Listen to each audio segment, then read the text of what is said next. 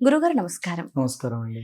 వెంకటాద్రి సమం స్థానం బ్రహ్మాండే నాస్తి కించన వెంకటేశ సమో దేవో నభూతో నభవిష్యతి. ఓం నమో వెంకటేశాయ. ఓం నమో వెంకటేశాయ. నమస్కారం అమ్మా. గురుగారు, ముందుగా సనాతన ధర్మం అంటే ఏంటి? హిందూ సంస్కృతి సాంప్రదాయాలను యువత ఏ విధంగా ముందుకు తీసుకెళ్తే బాగుంటుంది, ముందు తరాలకి ఏ విధంగా చూయించగలిగితే బాగుంటుంది అంటారు? ముందుగా సనాతన ధర్మం అంటే ఈ యొక్క సనాతన ధర్మాన్ని యువకుల్లో ఎలా మేల్కొల్పాలి అంటే, ముందుగా ఆ యొక్క యువత చిన్నతనం నుంచే ఆ యొక్క సమాజాన్ని అయితేనేమి, మన సాంస్కృతిక సాంప్రదాయాలను అయితేనేమి అన్నిటినీ అలవర్చుకుంటే అన్నిటినీ కూడా కాస్తో కూస్తో ముందరికి తీసుకెళ్ళగలం. కానీ ఈ తరం యువత ఎలా ఉన్నారు అంటే, అసలు ఆలయాలకి వెళ్ళట్లేదు. కనీసం శనివారం, వారానికి ఒకసారైనా కానీ శనివారము లేదంటే సెలవు దినాల్లో అయినా ఆలయాన్ని సందర్శిద్దాము, అలాంటిది అసలే లేదు మన యొక్క యువతల్లో. కాబట్టి యువకులందరూ కూడా ఏక సమిష్టిగా అంటే ఐక్యమత్యం చేత మన ఏదైతే ఇలాంటి ఆర్ఎస్ఎస్లోనో లేదంటే బజరంగ్ దళ్ వాళ్ళతో పాటు ఎవరితోని చేయి కలిపి వాళ్ళతో పాటైనా కానీ వీళ్ళకి తెలియకుంటే వాళ్ళని అడిగి కనీసం మనం ఏం చేయాలి, హిందూ సంస్కృతికి మనం ఏం చేయాలి, ఏం తోడ్పాటు చేయాలి, అలాంటివన్నీ కూడా కాస్తో కూస్తో అలవర్చుకుంటే ఈ యొక్క హిందూ సమాజాన్ని, ఈ యొక్క సనాతన సాంప్రదాయాల్ని కాస్తో కూస్తో ముందరికి తీసుకెళ్లే వాళ్ళం అవుతాము. కానీ ఒక సర్వే ప్రకారం మామూలుగా ఒక 2040 తర్వాత హిందూ సంస్కృతి మొత్తము కూడా 50కి 50 పడిపోతుందని ఒక సర్వే ఇచ్చింది. కాబట్టి అలాంటి సర్వేలు మనమందరం కూడా నిజం చేయకుండా అరికట్టాలి అంటే కనీసం ఆలయాలకు వెళ్ళడం, ఆలయాలని కాస్తో కూస్తో తోడ్పాటు చేయడం, ఆలయంలో వారానికి ఒకసారైనా కానీ ఆలయ సేవ చేసుకోవడం, ఇలాంటివన్నీ కూడా యువకులు అలవాటు చేసుకుంటే కానీ మన సాంప్రదాయాల్ని ముందరికి తీసుకెళ్ళడం మనకు కాస్త కష్టం అవుతుంది. కాబట్టి ముందుగా యువతలో భక్తి ఉండాలి. భక్తి ఉండాలంటే ఏం చేయాలి? చిన్నప్పటి నుంచే అలవర్చుకోవాలి. అంటే గురుగారు, సనాతన ధర్మం అంటే కేవలం సాంప్రదాయాలు సంస్కృతులేనా, ఇంకా వేరే ఏదైనా ఉందా? సనాతన ధర్మం అంటే మనం ముందు నుంచి కూడా ఇప్పుడు వచ్చినది కాదు. సనాతన ధర్మం అంటే ఈ రోజు పుట్టినది కాదు. సనాతనం, దీనికి అంతు లేదు, ఎప్పుడు పుట్టిందో తెలియదు. కాబట్టి ఈ యొక్క భరతఖండంలో సనాతన విలువలు ఎక్కడి నుంచి వచ్చినాయి అంటే, ఎప్పుడు వచ్చినాయి కూడా ఎవరికీ తెలియదు. అప్పటి నుంచి భూమి పుట్టక ముందు నుంచి కూడా కృతవు నారసింహస్య, అప్పటి నుంచి కూడా కృతయుగంలో ముందుగా నారసింహస్వామి, కృతవు నారసింహస్య, అప్పటి నుంచి కూడా ఈ యొక్క సనాతన ధర్మాలు అయితేనేమి, అప్పుడు ప్రహ్లాదుడు ఈ యొక్క సనాతన ధర్మాలని, ఈ యొక్క రాజ్యాలని చాలా అద్భుతంగా పరిపాలించాడు ప్రహ్లాదుడు. కాబట్టి ఈ యొక్క సనాతన ధర్మం ఇప్పటిది కాదు, ఎప్పటి నుంచో ఉంది. కానీ ఇప్పుడు ఎవరెవరో దాన్ని రూపుమాపాలి అంటే ఎవరి తరం కాదు సనాతన ధర్మాన్ని. ఓకే. సో అంటే ముఖ్యంగా సంస్కృతి సాంప్రదాయాలను కాపాడాలి అంటే టెంపుల్కి ఖచ్చితంగా చిన్నప్పటి నుంచి అలవాటు చేయాలి అని అన్నారు. సో మరి యువతలో టెంపుల్కి వెళ్ళినంత మాత్రాన్నే సంస్కృతి సాంప్రదాయాలని కాపాడుతున్నట్లుగా నమ్మొచ్చా? భక్తి ఉంది అని అనుకోవచ్చా?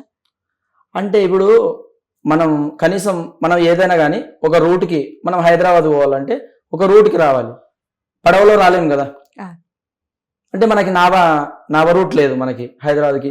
అదే వేరే దేశానికి వెళ్ళాలి, వేరే ఖండానికి వెళ్ళాలంటే 2-3 రూట్లు ఉంటాయి. కానీ ఈ యొక్క సనాతన ధర్మాన్ని మేల్కొల్పాలి, భక్తి ఖచ్చితంగా అవసరం. భక్తి లేకుండా సనాతన ధర్మాన్ని మేల్కొల్పడం అనేది చాలా చాలా కష్టం. ఈ యొక్క భక్తి ఉంటే కనీసం ఇది తప్పు, ఇది రైట్, ఇది రాంగ్, ఇది రైటు, ఇది చేస్తున్నది ఎవరైనా కానీ ఒక క్వశ్చన్ వేసే అవకాశం వస్తుంది. నాన్న అది చేయకూడదు, ఎవరైనా కింద పడి ఉంటారు, లేపాలి అంటే వాళ్ళలో కాస్త భక్తి ఉంటే మానవతా విలువలు ఉంటాయి.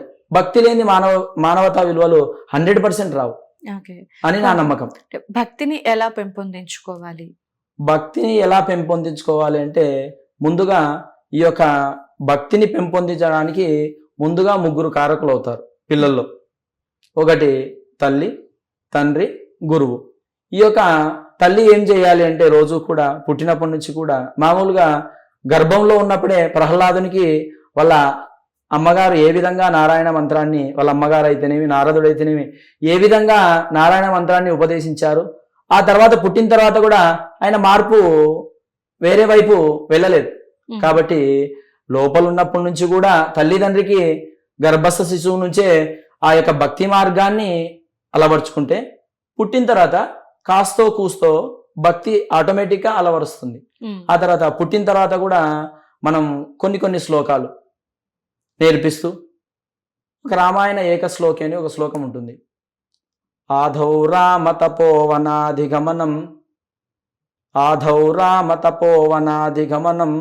హత్వా మృగం కాంచనం. అలాంటి ఏకశ్లోకి రామాయణం అని ఒకటి ఉంది. ఆధౌ రామ తపోవనాధిగమనం హత్వా మృగం కాంచనం వైదేహీ హరణం జటాయుమరణం సుగ్రీవ సంభాషణం వాలీ నిగ్రహణం సముద్రధరణం లంకాపురీ దాహనం పశ్చాద్రావణ కుంభకర్ణాదిహననం ఏతద్ధి రామాయణం. రామాయణం మొత్తాన్ని కూడా ఈ యొక్క ఒక్క శ్లోకంలోనే నిమిడీకృతం చేశాడు ఒక కవి. ఈ శ్లోకాన్ని పిల్లల్లో నేర్పించామనుకోండి, కనీసం ఈ శ్లోకంలో 10 మందిలో ఒక్కడైనా కానీ పిల్లవాడైతేనేమి చిన్న పిల్లలైతేనేమి ఖచ్చితంగా నాన్న వైదేహీ హరణం అన్నారు ఏమిటి, సుగ్రీవ సంభాషణం అన్నారు ఏమిటి అని 10 మందిలో ఒక్కరికైనా క్వశ్చన్ రాకుండా ఉంటుందా? క్వశ్చన్ వచ్చినప్పుడు మనం కాస్తో కూస్తో బ్రీఫ్గా చెప్పకుండా ఉంటామా? నాన్న వైదేహీ హరణం అంటే 10 తలల రావణాసుడు మన యొక్క సీతాదేవిని అపహరించడం వల్ల ఆయన రాజ్యం ఈ యొక్క భూప్రపంచం మీద అంటే ఆయన యొక్క రాజ్యాన్ని అంత అందంగా తీర్చిదిద్దుకున్న రాజు ఎవరు లేరంట. అలాంటి రాజు కూడా ఒక ధర్మం లేకపోవడం వల్ల నాశనమైన ఆయన అని పిల్లలకి బోధించవచ్చు. అలాంటి చిన్న శ్లోకాలు ఏవైనా కానీ నేర్పించినప్పుడు ఆటోమేటిక్గా అయ్యో మనం ధర్మాన్ని పాటించాలంట. ధర్మం పాటించకపోతే పెద్ద రాజులైనా కానీ ఈ విధంగా ఒక శ్లోకం ఉంది తెలుగులో సుభాషితాలు. వంకాయ వంటి కూరయు పంకజముకి సీత వంటి భామామణియున్ శ్రీరాముని వంటి రాజుయు లంకాదిపు వైరి వంటి రాజున్ గలడే అని. అంటే వైరత్వంలో అంటే శత్రుత్వంలో ఆయన్ని మించిన వాడు ఎవరు లేరంట. కాబట్టి అలాంటి శత్రువులను కూడా జయించాలి అంటే ధర్మం ఉండాలి. మన దగ్గర రావణ వారి దగ్గర ధర్మం ఉండడం వల్ల అంత పెద్ద రావణాసుని కూడా పడగొట్టడం జరిగింది అని చిన్న వాక్యాల్లో ధర్మాన్ని పిల్లలకి ఉపదేశించినప్పుడు అయ్యో ధర్మం అంటే ఇలా ఉంటుందేమో, మనం ధర్మం తప్పితే ఇలాంటి దుస్థితికి దిగజారుతామేమో అని పిల్లల్లో ఆ భక్తి వచ్చినప్పుడు ఎక్కడైనా కానీ దానం ధర్మం ఇలాంటివి అలవర్చుకున్నప్పుడు ఆటోమేటిక్గా హిందుత్వంని కాస్త గౌరవించిన వాళ్ళు అవుతారు. అప్పుడప్పుడు ఆలయాలకు వెళ్తారు. ఆలయాలకు వెళ్ళినప్పుడు ఆ యొక్క తల్లి తండ్రి ఎప్పుడైతే ఇంట్లో ఇవి నేర్పిస్తారో ఈ విధంగా కొనసాగుతుంది. ఆ తర్వాత ఎవరు? గురువు అంటే నాకు మొన్న ఒక చిన్న ఇన్సిడెంట్ జరిగింది. మా చెల్లెల పిల్లల్ని మేము కోయిలకుంట్ల అనే ఒక మండలం కోయిలకుంటలో స్కూల్ జాయిన్ చేసినాం. కాస్త ఆ స్కూల్ మొత్తం కాస్త ముస్లిమ్స్ మెయింటైన్ చేస్తుంటే నాకు మొన్న మా చెల్లెలు గారు ఫోన్ చేసి అన్నయ్య ఇట్లా పిల్లల్ని ఉర్దూ నేర్చుకోమంటున్నారంట అని అడిగారు. నాకు ఒక్కసారిగా ఉర్దూ నేర్చుకోమని చెప్తున్నారు అని చెప్పారు. నాకు ఒకసారిగా నేనే జాయిన్ చేయించొచ్చినది కోపం వచ్చింది. మనమేంది స్కూళ్ళలో అలా చెప్పడం తప్పు కదా. తర్వాత నిదానంగా మాట్లాడుతుంటే ఎవరు ఇష్టం ఉంటే వాళ్ళు ఆ క్లాస్కి పోవచ్చు అంట అని చెప్పింది. చూడండి, ఆ స్కూల్లో ప్రిన్సిపల్, కరస్పాండెంట్, హెడ్ మాస్టర్ అందరూ కూడా ముస్లింల మెయింటెనెన్స్ ఉంది. మాకి ఆ మండలంలో ఆ కాన్స్టిట్యున్సీలో ఎలాంటి అంటే కొద్దిగా మంచి స్కూల్స్ లేకపోవడం వల్ల స్కూల్లో జాయిన్ చేయడం జరిగింది. ఆ స్కూల్లో ఇప్పుడు ఏదైనా స్కూల్లో అంటే అంత ఈక్వాలిటీ ఉండాలి, లేదు అక్కడ. అప్పుడు తర్వాత తెలిసింది ఎవరికి ఇష్టం ఉంటే వాళ్ళు పోవచ్చు అంట అని. సరే అని కాస్త కూల్ అయినాడు. ఆ విధంగా వాళ్ళు ముస్లిమ్స్ కాబట్టి ఒక క్లాస్ సపరేట్గా ఏం పెట్టినారు? ఉర్దూ పెట్టినారు. మన వాళ్ళకి ఎవరికైనా కానీ నేనే మా ఆలగడ్డలో కొన్ని స్కూళ్ళు అడిగాను. ఏమని అడిగాను?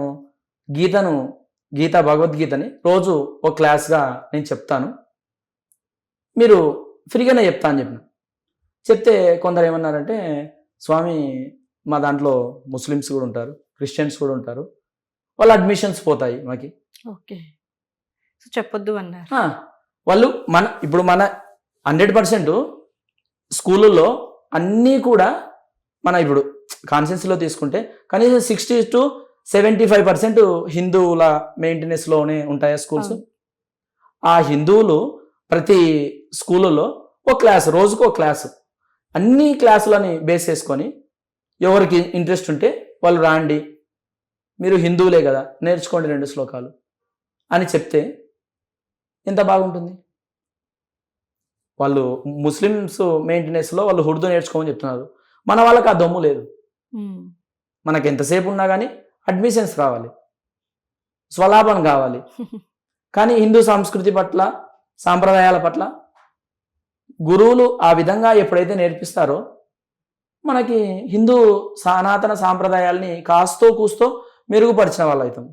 లేకపోతే మనం ఇంకా ఈ తల్లి తండ్రి గురువు కానీ సనాతన ధర్మం పట్ల కాస్తో కూస్తో ఇంట్రెస్ట్ చూపించకుండా పిల్లలకి ఎలాంటివి బోధించకపోతే ఇంకా సనాతన ధర్మం ఎలా నిలబడుతుంది మనకి.